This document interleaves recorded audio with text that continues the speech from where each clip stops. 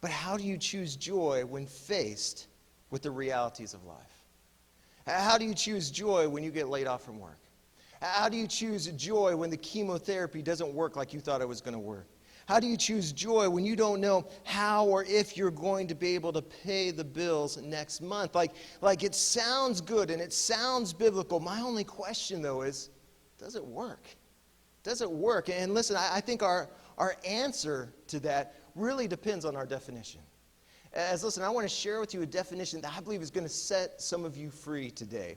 And here's the definition right here, is that joy is not a feeling, it's a focus. Joy is not a feeling, it's a focus. In fact, check out what Paul says about this in 2 Corinthians 6:10. He says, our hearts ache, but we always have joy. Our hearts ache, but we always have joy. You know, one of the things I love about Paul is that Paul was not the kind of guy to sugarcoat how he really felt.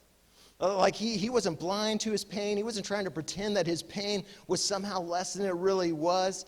Like this is not a guy coming straight from a Tony Robbins conference, like putting on a fake smile, pretending like everything's good, everything's fine. House burned down, that's okay. I wanted to remodel it anyway. Like this is not that guy. Again, he says, my heart aches. Like I am not enjoying going through this season of my life. Like this is not a good time in my life. It hurts. It's uncomfortable. It's inconvenient. And yet here's what's amazing.